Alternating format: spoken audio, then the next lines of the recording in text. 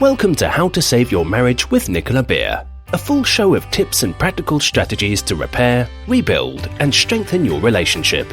If you are currently stuck, wondering if your marriage can be saved, or you want to save it but don't know how to go about changing it, this show is for you. To book your free marriage strategy session with Nicola, get the free marriage ebook or donate. If you are enjoying the show and want to help keep it flowing, visit www.nicolabeer.com. Hi and welcome. I'm so happy you're here. Today I'm going to be talking to you about gaming addiction. How to help yourself or a husband or wife that has a gaming addiction. Addiction in any form tends to be something that really affects relationships. Not to mention can cause them to break down completely. But what is gaming addiction and why is it something that does damage to relationships? That's what I'll be covering in this episode. If you thought that this kind of problem was only reserved for teenagers with loads of spare time and no purpose in life, then think again. The problem is one that affects a lot of adults in relationships, because the person who is addicted is usually obsessed with their activity at the expense of pretty much anything else which requires their attention. Gamers tend to spend every minute of their spare time outside of the office or household duties playing games, or researching ways to conquer their current games, or finding out about new games that will be hitting the shelves in the shops soon. And with over 2 billion gamers in the world and a gaming industry making in excess of 138 billion in revenue, I couldn't believe this, then it's a problem that affects a lot of relationships more than we think. It's an escape for many gamers, an escape from reality and having to face day-to-day issues and chores. It could be, I'm not getting on with my husband or wife, or I don't want to engage with them because they've annoyed me, so let me disappear into another world. Screen and phone addiction has been increasing rapidly over the years with our digital era that we're living in. Now, people pick up their phones any time there's a gap between talking, any moment of waiting, whether the waiting is only going to be a few seconds or minutes. And anytime they want to get rid of feelings of boredom or of loneliness. The difference with gaming is that rather than a quick social media or WhatsApp message, it sucks people in for a long time. And of course, the games are designed to be highly addictive. Relationships are made stronger by the meaningful time you spend together. This can be simply hanging out together or doing activities together that bring you closer to that person. Spending time in a relationship is crucial because it helps us maintain that bond we share, and it makes people feel valued and loved. Most people, when they talk about the beginning of their relationship with me, share that they gave each other that time and attention. They made sure that they looked each other in the eyes, that they spent quality time together, and then over time this can just erode. And often people, rather than speaking about what they're unhappy about in their relationship, they avoid talking and use the screen instead. Now, if you've listened to my podcast thoroughly, then in a couple of episodes I've probably mentioned that I do try to get couples to focus on a minimum of 10 hours alone time a week to rebuild the friendship, the love, the passion. 10 hours wherever possible. In life, there are a lot of things that require our attention, and spending time has to be divided between the things that we need to do, like work, family, and other commitments that we make along our way. There's also important to spend time on our health. So it's understandable that spending a lot of time with each other may not be feasible. So if that is the case, then it has to be quality time when you're spending time together. Really giving each other that time to be together, to connect, to talk, to do things, to touch. These are really the key elements. And this applies to couples that aren't living together as much as it applies to married couples. So now I want to talk about why and how it affects the non-gaming partner. So the partner, when there is another person in the relationship that isn't into gaming, or where they're into gaming but they're not addicted, it can result in a deterioration of the relationship, because gamers will usually want to spend every single minute catching up on their gaming, and this can mean that, and does mean that, it eats into meaningful time together. If you have a long day from work, have a commute home, get home and then start gaming, that's probably going to be the last 2 hours of the quality time that you've got before you're too tired to do anything else than just numb out. And this can leave partners feeling unappreciated, ignored, unimportant, disrespected, unloved and taken for granted. And it's normal, if you're living with somebody who's addicted to playing games, to wonder how much value you hold in their life.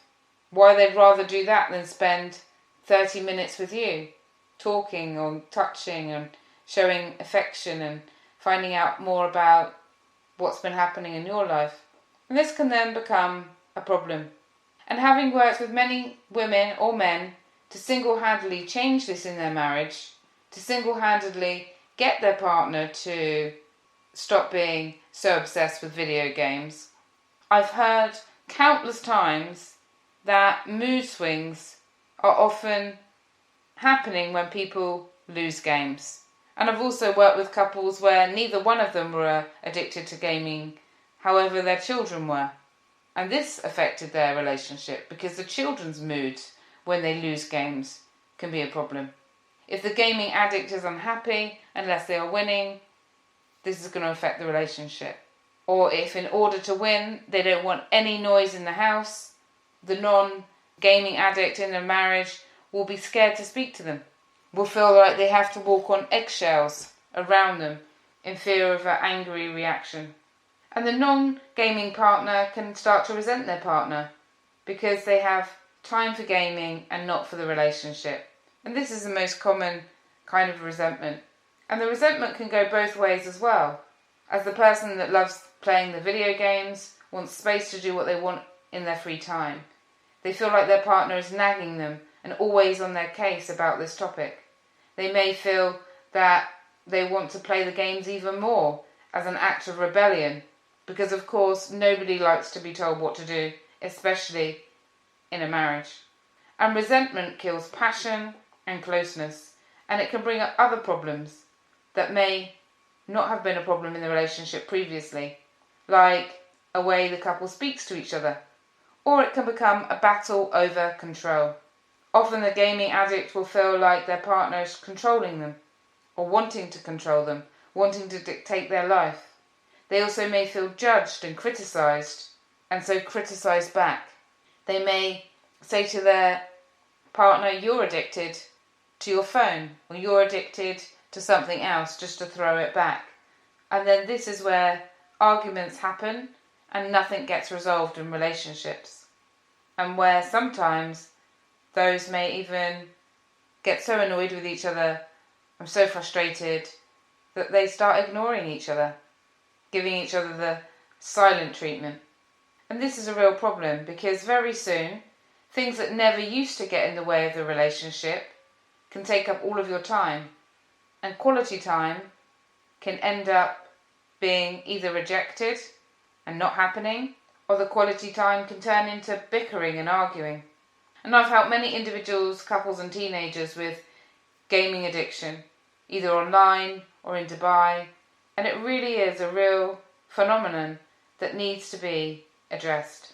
Another way I see gaming addiction causing problems in the marriage is where a husband or wife will say to their partner, "I'll only play when you are in bed asleep, so it doesn't affect you, or shouldn't affect you." And this is something often someone with an alcohol, shisha, smoking addiction problem will say. And it's an illusion to think that because someone is doing something when the other is in bed, that they are not affected. Mainly because not sleeping together at the same time on a regular basis ruins the chances for intimacy and sex. 2, because the gaming, alcohol or shisha addict will likely be tired, grumpy and less energized in the morning to do things because of staying up later. And this can then ruin weekends together and also lead to separate rooms because of separate and different sleeping patterns. This is what happened in my relationship. My partner was addicted to numbing out in front of the TV. He watched trashy reruns of old movies and TV until really late, smoking away until the early hours of the morning. I went to bed around 11:30 p.m. and he would join me hours later. And then I would get up around 7 or 8 and he would need to sleep in for hours, or if he did get up, he would be moody and want to watch TV to get to a point where he wanted to talk. This led to separate beds and separate rooms, and our closeness deteriorated. We were more like friends, flatmates, that lived in different worlds. So if you're struggling with an addiction right now, my heart goes out to you. And my question is it time to wake up? Is it time to seek gaming addiction treatment? Or perhaps online couple counselling support? I say this because the very sad reality, which also exists because of gaming addiction, is regret. Often, when people have recovered from their addictions, they express an intense amount of regret that they missed out on a lot of things while being addicted to their gaming. Not spending time with family, kids, loved ones, friends, learning new things, doing new things, remains high up on the list of regrets, along with losing a partner to divorce, falling out with children, and a breakup as a result of the addiction. And the problem in most cases is that by the time the person realises they have a problem, it's usually when the partner says it's too late. There is no way of making up for the time that was lost. I'm done. Because they've probably tried so many things to help you already. Being addicted to gaming removes people from living in the real world with meaningful interaction and healthy relationships, and instead traps the person in a virtual reality.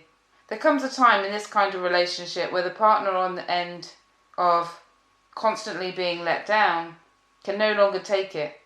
And there's generally 2 ways that things can go, depending on how serious the relationship is. Either the partner decides it's not worth living a life this way and decides to leave, or they decide to invest in an attempt to help the person and they really want to turn around the marriage.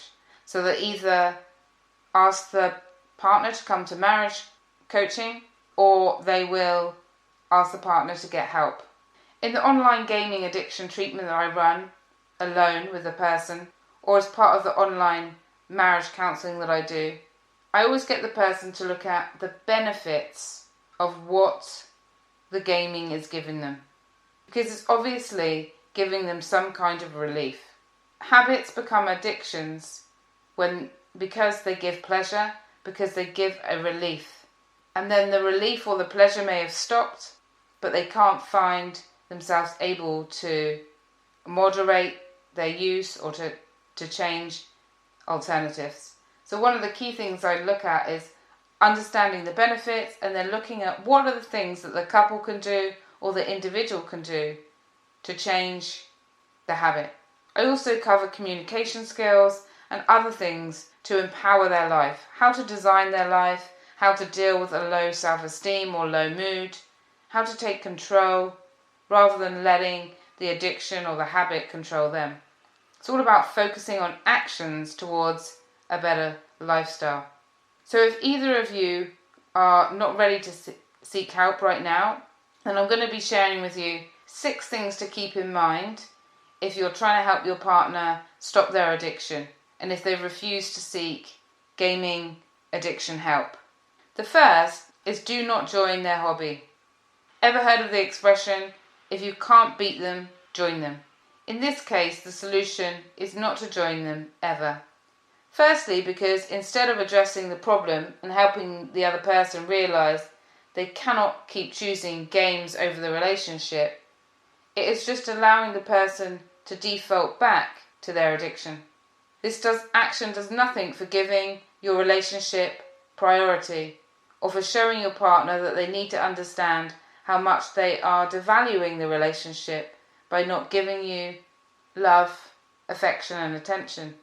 I've seen this many times with TV numbing, alcohol, smoking, where people try to pick up the same habit to please their partner. And this isn't helpful long term, because things have to feel good for both people in the relationship. The second thing is to definitely avoid calling it addiction. While anything done in excess or with difficulty to self-control can be referred to as an addiction, this is not usually recognised as a mental addiction according to mental health diagnosis. The term in this case is mainly used as a simple way to refer to an unhealthy or an excessive video gaming habits that significantly interfere with social, relational, educational, occupational or emotional functioning. This is really what we're dealing with here. An unhealthy or an excessive habit that impacts relationships. It's a lot easier to just say video gaming addiction, of course, but it may leave them being very defensive and shutting down or shutting you out, or picking on you, blaming you, and this obviously is not going to help you move forward as a couple. A lot of people are mainly in denial. They feel that they can control their gaming habit. They feel that they can cut down by themselves, and yet they may find that they can't. And even if they can't, no one wants to be told that they're an addict. They will most likely justify their behaviour even more. That it's your fault because you're boring. That it's because they have too much pressure. That it's a positive thing. And in order for change, they need to see that on some level it's causing a problem. They don't need to say they have an addiction, but they do need to recognise it as a problem. The third thing to keep in mind is to not jump to conclusions too quickly about why they are turning to excessive gaming. Sometimes it is because there is underlying issues of depression, anxiety, and interpersonal difficulties, problems in the marriage, and yet it's not always the case. And so this should not be easily assumed that they have a problem. Let them decide, ideally working with someone that they trust, what the cause of them picking up this habit really is. As sometimes all it comes down to is an unhealthy obsession with games, and this is the core issue. People are often drawn in by the challenges, the competition, the strategy involved in beating the game, and doing so helps a person feel some kind of accomplishment. And let's not forget, as I mentioned before, there are 2 billion gamers out there, and that isn't surprising considering that it's a $138 billion industry. They're going to make them addictive because it makes money. So don't go too deep or tell them that they have depression or they've got antisocial behaviour or anything else because they've become hooked on video games. It doesn't give them much control when you say things like that, and it's often going to hurt them, and they may start to attack you or they may start to avoid you even more. The fourth is not to pretend that it isn't there. So whilst you don't want to jump to conclusions and go there, you also don't really want to pretend that it's not there, because it's important to be honest in our relationships, to be honest and open, to share how we feel and how it's affecting us, because you know this as truth. You know how it affects you. So you can definitely share in this part. You don't want to turn a blind eye and hope that everything will fix itself, because it rarely ever does. Having worked with marriages now for so many years, problems in marriages don't get better alone without working on them, addressing them, dealing with the issues face on. Sometimes partners want to avoid addressing the problem because they feel it's going to make matters worse. And whilst it is uncomfortable having a little bit of conflict, having a little bit of discomfort in sharing how you're feeling, it's better to address it than let things spiral out of control, let resentment build and build until either one of you doesn't want to try anymore. Be sure to know, if you're having this conversation with them, that they know that you love and care for them, that you're concerned about their habit, that you really miss spending time together, that you feel like this is affecting your relationship, that this habit leaves you feeling ignored and undervalued. How important it is for you two to discuss and deal with this as a couple and to spend quality time together. So these are the things that you want to really keep in mind. The next thing is to look at what's next.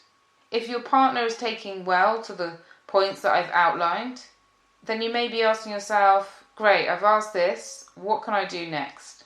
If they seem like they are genuinely paying attention to you expressing your concerns, if there's a hint that they may accept that the gaming is causing a problem in the marriage, if they agree to cutting back for a few hours, a day or a week, depending on how much they game, then help them.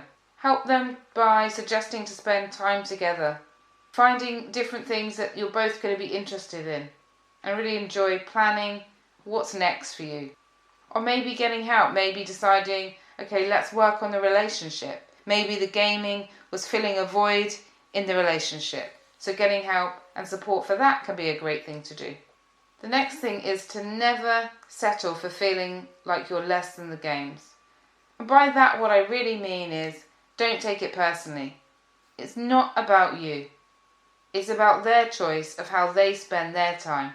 I've had people tell me that they must be boring or dull. They must be unattractive. Why doesn't my husband or wife want to come to bed with me? They'd rather be on their phone playing Candy Crush. And as hard as this is, try and view the two as separate and not take it as a personal attack on yourself. It can be especially difficult if you have children and you are sad for the children or worry that the children will copy the same habit. And sometimes I work with this in a marriage where the partner's saying, please help me to help them to see that this is not how we want to raise our children. Also, do not feel guilty for asking your partner to spend time with you. In a relationship without an addict, it is rarely something that you would need to consider. So do not let the fear of seeming too demanding creep into your head. It's natural that you want to spend time with your partner. Unless, of course, you're being demanding and wanting every minute of their time and attention. Here there needs to be a balance between their own space and time for themselves, and a balance for times and activities for the relationship. And remember, this is not about having control over the habit, them having control or you having control. It's about helping you both to prioritise what things matter to you in your relationship. When they're into their gaming, if they are an addict, they probably have very little control. When they start, they find it very hard to stop. And they can get very aggressive and moody, especially if they're losing. Of course, you're bound to be hurt. Relationships thrive when both people are giving their all in the relationship. So also look after yourself and be kind to yourself. Say positive things to yourself. Now you may be wondering, when is the right time to reach out for gaming addiction treatment and help or online marriage support? I often find that many men and women would rather invest and agree to marriage support from me than dealing with an addiction, because often the addiction has come as a result of underlying issues not being resolved over time. Now this is never to blame the other person, but this is to let's look at your lives holistically. Let's look at, is your relationship happy? Are you as individuals happy? Are your lives happy? Whenever I work with a couple, I work with them both individually first and then together. Individually and then together. This is like how the program runs. 2 lots of sessions, individually then together, individually then together. And the reason I do that is because if you think about it, you can never really fully work on a relationship. You can only ever work on yourself in a relationship. So that's what I help people do in the individual sessions. We work on the relationships individually and then we come together. And having a third party who is professionally trained in the situation can be the jolt that a person needs to see the light again. All habits can be changed with the right action and focus.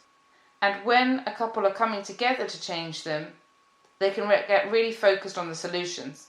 I always believe, having had many addictions myself, from smoking, eating, drinking, I really believe in helping people by coming up with empowering alternatives.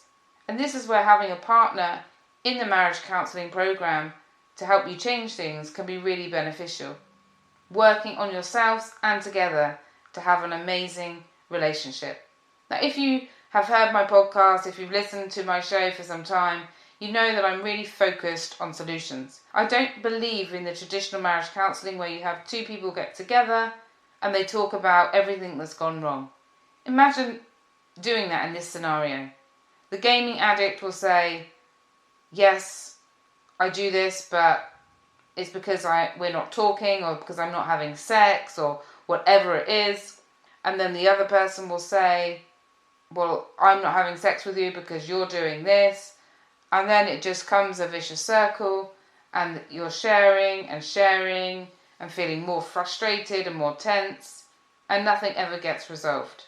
And so the key thing really is to individually come up with all the different things that you can do together to make the relationship happier, to do instead of one person being addicted to something, and really helping the relationship.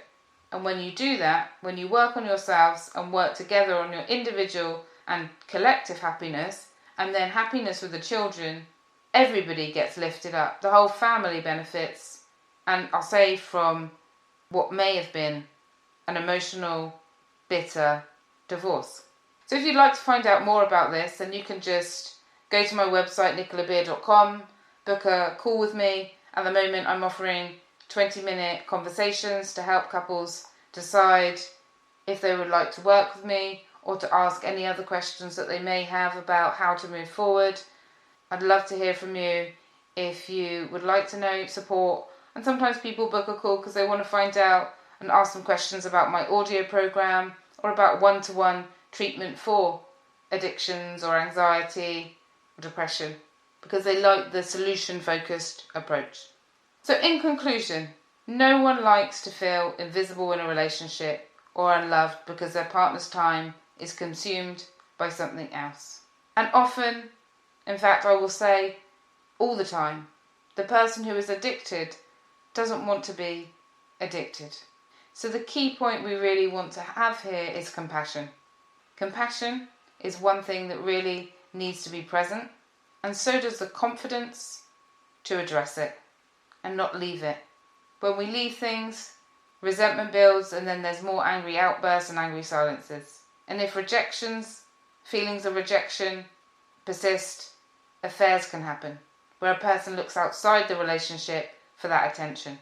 So whether with me or with somebody else, whether it's an audio program or one-to-one work, really do get support to create some positive change, letting go of negativity, resentment, finding actions that are going to help you become closer and more connected. And also, if you have children and you're worried about children, do feel free to reach out to me, because children can feel very rejected as well if their parent is engaged in an addiction, whatever that addiction may be. And this can impact the child who feels ignored or rejected. Unfortunately, obsessively playing games, obsessively being addicted to screens or anything else can really affect the quality of life, not only for the addict but for all around. So I'm really grateful that you've taken this time to listen to this audio. You've given yourself and your relationship the time and attention already to help to take the first step in changing it. Awareness is always the first key to any lasting change. For any more support, do reach out to me. You can contact me through my website, and you can also get there my 7 Secrets to Changing Your Marriage. My 7 Secrets ebook on how to fix your relationship is a very popular ebook, and it's completely free at nicolabeer.com. From my heart to yours, have a wonderful week wherever you are, and I look forward to joining you in another episode very soon. Take care. Bye. Thank you for listening to How to Save Your Marriage with Nicola Beer. To book your free marriage strategy session today, you can visit www.nicolabeer.com, where you can also get the free marriage fixing ebook, request a topic for the show, and make a donation if the show has been of benefit to you and you want to help keep it going. We wish you an amazing love-filled day ahead.